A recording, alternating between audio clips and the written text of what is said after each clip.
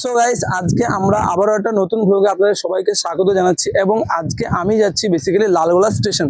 তো প্রত্যেকে শিয়ালদা থেকে লালগোলা ট্রেনের নাম অবশ্যই শুনেছেন, বাট লালগোলা স্টেশনে বেসিক্যালি কি আছে, সেখানকার অবস্থা কেমন, ট্রেন কিভাবে পার্কিং করতে, সব কিছুই আপনাদেরকে দেখাবো। তো প্লিজ কন্টিনিউ ভ্লগটি দেখতে থাকুন। তো প্রথমে এখন আমি আমাদের স্টেশনে আছি, তো চলুন টিকিটটা কেটে নিই। তো কন্টিনিউ দেখুন।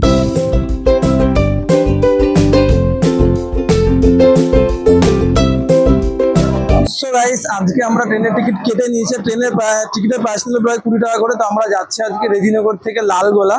তো লালগোলা অনেকেই নাম শুনেছেন, কিন্তু লালগোলা স্টেশনে কোনোদিন যায়নি। তো আজকে বেসিক্যালি ভিউটা আপনাদের দেখাবো, আর লালগোলা স্টেশনে কেমন কি দৃশ্য সবকিছু আপনাদের মধ্যে তুলে ধরবো। তো প্লিজ কন্টিনিউ ভিডিওটি দেখতে থাকুন। সো গাইস, আপনারা দেখতেই পাচ্ছেন আমাদের ট্রেন স্টেশনে চলে এসেছে। তো এবার আমরা ট্রেনে করে যাব Lalgola station. Basically Lalgola station নাম শুনেছি এর আগেও, কিন্তু কখনো যাইনি। তো আজকে প্লিজ কন্টিনিউ ব্লগটি দেখুন এবং লালগোলা স্টেশনের শেষ প্রান্তে কি আছে, সিনিয়র সব কিছু আপনাদের সঙ্গে শেয়ার করবো। তো প্লিজ আবারও বলছি, যদি ব্লগটি ভালো লাগে থাকে অবশ্যই লাইক এবং কমেন্ট করতে কিন্তু ভুলবেন না। আমাদের ট্রেন এখন আমাদেরকে নিয়ে পৌঁছে গেছে বেলডাঙ্গা স্টেশনে। তো বেলডাঙ্গা বেসিক্যালি দুটো জিনিসের জন্য নাম করা সবার মুখে শুনেছি। এক হচ্ছে এখানে পাইকারি হাট বসে, যেখানে সব কাপড় থেকে শুরু করে প্রত্যেকটা জিনিস পাইকারি দামে পাওয়া যায়, এবং 2 নম্বর হচ্ছে এখানকার লঙ্কা। তো বেলডাঙ্গার লঙ্কার কিন্তু ঝাল বেশি শুনেছি। আমরা এখন পৌঁছে গেছি নিউ বলরামপুর হল। তো এখানে কিন্তু বেসিক্যালি আমাদের যে বাংলা সিনেমা অঙ্কুশ এবং নুসরাতের বলো দুর্গা মাইকি সিনেমা শুটিং এই ওভারব্রিজে কিন্তু হয়েছিল। তো সেই জন্য আপনাদেরকে তুলে ধরলাম যে স্টেশনটা, এখানে কিন্তু আমাদের বাঙালি সিনেমা অনেকটাই শুটিং হয়েছে। সো গাইস, এখন আমরা পৌঁছে গেছি বহরমপুর কোর্টে। তো বহরমপুর কোর্ট মুর্শিদাবাদ জেলার সবথেকে বড় শহর, এবং এই শহরে মেডিকেল কলেজ থেকে শুরু করে সমস্ত রকম বড় কিছু আছে বলে এখানে কিন্তু কৃষ্ণনগর পরে লালগোলা স্টেশন পর্যন্ত দুটো স্টেশন আছে। সব থেকে এই স্টেশনে বেশি মানুষ নামে এবং সব থেকে বেশি মানুষ এই স্টেশনে ট্রেনে ওঠে। তো এই জন্যই আপনারা দেখতে পাচ্ছেন কতটা ভিড়, এখানে ভীষণ ভিড় আর প্রচুর ভিড়, মানে বলে বোঝাতে পারবো না। আপনাকে দেখুন ভিডিওটা, তাহলে বুঝতে পারবেন। সো গাইস, এখন আমরা বহরমপুর কোর্ট পৌঁছে গেছি আর দেখতে পাচ্ছেন ভীষণ ভিড় এখানে কিন্তু। সো গাইজ, আমরা এখন মুর্শিদাবাদের স্টেশন চলে এসেছি। তো এই মুর্শিদাবাদ সম্বন্ধে অনেক শুনেছি, অনেকবার এসেছি। এখনও পর্যন্ত যারা মুর্শিদাবাদ ঘুরতে আসেননি তাদেরকে প্লিজ বলবো এখানে আসুন। এবং এখানে মুর্শিদাবাদ মানেই ইতিহাস, মুর্শিদাবাদ মানেই সম্রাট, মুর্শিদাবাদ মানেই নবাব। তো আবারও বলছি, যারা এখনও মুর্শিদাবাদ ঘুরতে আসেননি অবশ্যই আসুন। আর ছোটোবেলা থেকে অনেক পড়েছে মুর্শিদাবাদ সম্বন্ধে, পুরো বইয়ে ভরা আছে এই মুর্শিদাবাদ ইতিহাস সম্বন্ধে। তো আমরা এই মুর্শিদাবাদ চলে এসেছি। তো আর হ্যাঁ, একটা সংবাদ আপনাদের দেওয়া হয়নি, এখন কিন্তু মুর্শিদাবাদ কিন্তু স্টেশন নেই, মুর্শিদাবাদ কিন্তু এখন জংশন। কেননা মুর্শিদাবাদ থেকে চালু হয়ে গেছে উত্তর ভারতে, মানে বেসিক্যালি আমরা দার্জিলিং কিন্তু মুর্শিদাবাদ থেকে যেতে পারবো, কারণ নসিপুর রেল ব্রিজ প্রায় কমপ্লিট। তো দেখতেই পাচ্ছেন এইদিকে যে পার্টিটা দেখাচ্ছে, এটা কিন্তু একদম সোজা মালদহ ঢুকবে। তো এখান থেকেই আমরা যারা বেসিক্যালি কৃষ্ণনগর, রেজিনগর, বেলডাঙ্গা যারা বাস করি না কেন, আমাদেরকে কিন্তু আর শিয়ালদা থেকে বা খাগড়াঘাট স্টেশন থেকে কিন্তু আর ট্রেন ধরার কোনো প্রয়োজন নেই, কারণ এখন আমরা ডিরেক্টলি মুর্শিদাবাদ থেকে একদম চলে যেতে পারবো দার্জিলিং, জলপাইগুড়ি, যেখানে আপনার ইচ্ছে। তো দেখতেই পাচ্ছেন এটা কিন্তু আমরা যাচ্ছি পুরো লালগোলা জংশন। ওই যে সামনে যে লাইনটা দেখতে পাচ্ছেন ওটা কিন্তু যাচ্ছে নসিপুর রেল ব্রিজের উপর দিয়ে পুরো এনজিপি, যেটাকে আমরা নিউ জলপাইগুড়ি জংশন বলে থাকি। সো গাইস, আমরা এখন জিয়াগঞ্জ স্টেশনে পৌঁছে গেছি।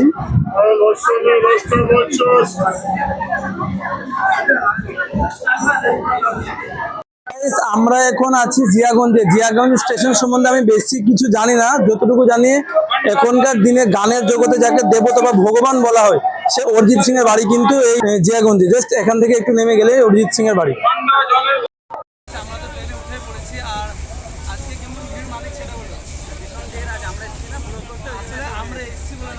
যখনই মানে ট্রেনে আসা হয় মনে হয় যে আজকে আমরা এসেছি বলে হয়তো এত লোক ট্রেনে এসেছে। তো ভীষণ ভিড় ট্রেনে আজকে, একদম প্রচুর ভিড়, ভীষণ ভিড়, ভীষণ ভিড়।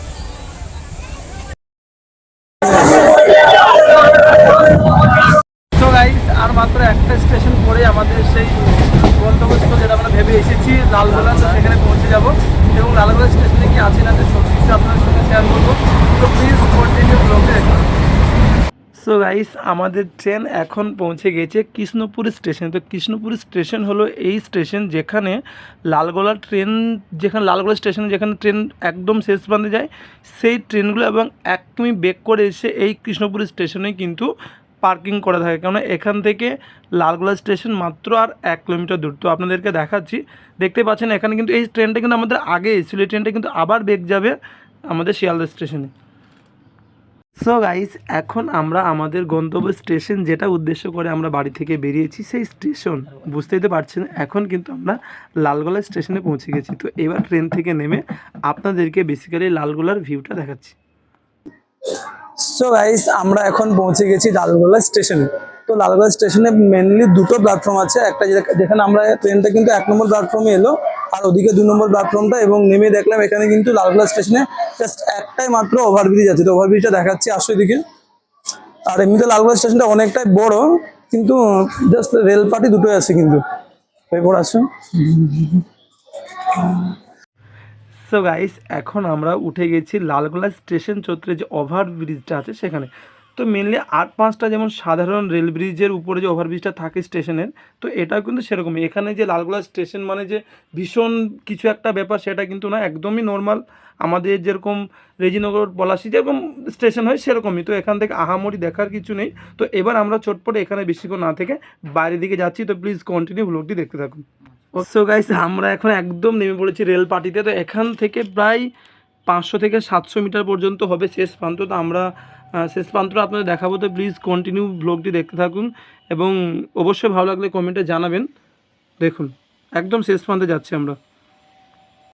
সো গাইস দেখতেই পাচ্ছেন আমি এখন দাঁড়িয়ে আছি, এখান থেকে কিন্তু আমাদের ভারতবর্ষ তথা পশ্চিমবঙ্গের মুর্শিদাবাদ জেলায় লালগোলা স্টেশনে, এখান থেকে আমাদের শিয়ালদা টু লালগোলা স্টেশনের শেষ প্রান্ত, এরপরেই কিন্তু বাংলাদেশ শুরু। তো এখান থেকে মাত্র পায়ে হাঁটা 20 মিনিট দূরে গেলেই কিন্তু আমরা দেখতে পাবো বাংলাদেশ বর্ডার। তো সো গাইস দেখতেই পাচ্ছেন, আপনাদেরকে প্লিজ ভিডিওটা দেখাচ্ছি। তো প্লিজ কন্টিনিউ ব্লগটি দেখতে থাকুন, এবং ভালো লাগলে অবশ্যই লাইক কমেন্ট করবেন। আমরা শুনলাম যে এখানে পদ্মঘাট যাওয়ার একটা সিনে দেখার মতো আছে। তো প্রথমেই এত গরম, তো কীভাবে প্ল্যাটফর্মেই একটা কাকু দেখতে পাচ্ছেন শশা বিক্রি করছে।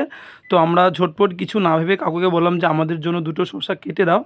কিন্তু এখানে শশার দামটা বেশি, মানে এইটুকু করে শশা প্রায় 10 টাকা করে পিস নিল। তো সো গাইজ এবার আমরা স্টেশনের বাইরে বেরিয়ে যাচ্ছি। আর এমনিতেও কি বলো ভীষণ গরম আছে, বাট বাইরের স্টেশনটা কিন্তু খুব ভালো, যে দেখতে পাচ্ছেন এটা টিকিট কাউন্টার, আর চারিদিকের ভিউটা ভালো। এখানে লোকজনের সঙ্গে কথা বললাম, লোকজনের ব্যবহারটা খুব ভালো। তো এবার আমরা বেশি দেরি না করে বাইরে বেরিয়ে যাচ্ছি। সো গাইস কী বলবো, এতটা গরম। তো কাকা পদ্মঘাট যাওয়ার জন্য ভাড়া কত? পদ্মঘাট 30 টাকা। কত টাকা বললেন কাকা? 30 টাকা। ও ঠিক আছে, চলুন কাকা। সো গাইস আমরা এখন উঠে পড়েছি টোটোতে। তো টোটোয় করে যাচ্ছি। তো এখান থেকে শুনতেই পেলেন যে 30 টাকা করে ভাড়া লাগবে মাথা পিছু। তো আমরা টোটো চেপে পড়েছি, এবং এই যে জায়গাটা দেখতে পাচ্ছেন এটা কিন্তু লালগোলা যে স্টেশনটা আপনাদেরকে আগে দেখিয়েছিলাম, এটা কিন্তু লালগোলা বাস স্ট্যান্ড। তো লালগোলা বাস স্ট্যান্ডটা নর্মালি এরকম খুব একটা হাইফাই সেরকম জংশন নেই, কিন্তু বেশ ভালো, খারাপ বলা যাবে না, ঠিক আছে।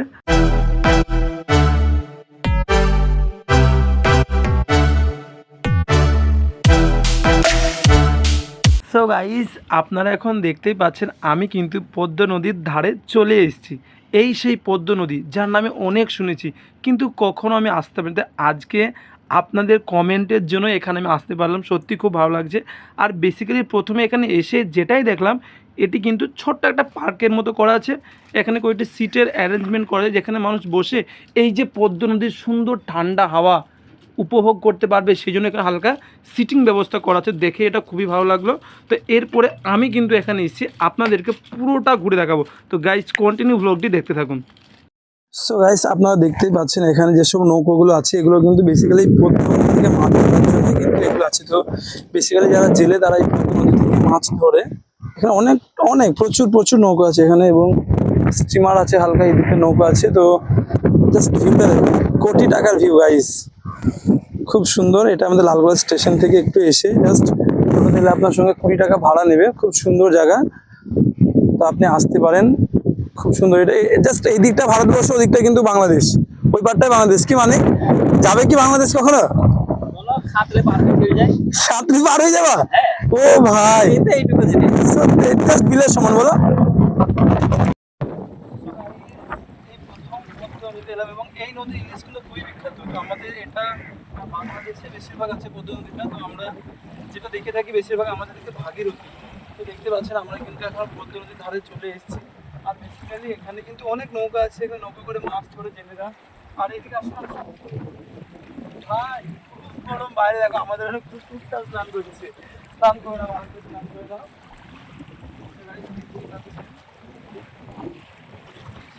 এতে করে পদ্মা নদী ইলিশ মাছ, যেটা আমাদের বিখ্যাত, ওয়ার্ল্ড বিখ্যাত ইলিশ মাছ, সেই মাছ কিন্তু এই পদ্মা নদীতেই পাওয়া যায়।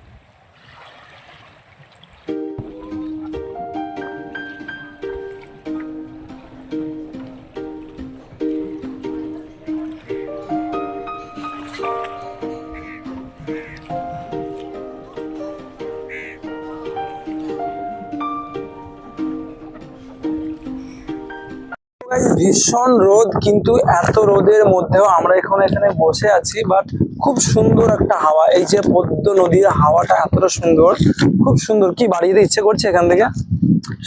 সো গাইস কি বলবো, খুবই সুন্দর লাগছে। আর টাকা পয়সা দরকার জীবনে, বাট টাকা পয়সা কিন্তু সব নয়। একটু ঘুরতে বেরোবেন পরিবারকে নিয়ে, নিজের পছন্দের মানুষের সঙ্গে একটু ঘুরতে বেরোবেন, ফিলটা আলাদা হবে। কারণ টাকা আপনার কাছে অন্য সময় চলে আসবে, কিন্তু এই সময় বা এই টাইমটা কিন্তু আসবে না। গাইস, কোটি টাকার ভিউ, জাস্ট ভিউটা দেখুন। আমরা একদম এখন পদ্মা নদীর উপরে আছি, একদম নদীর উপরে আছি।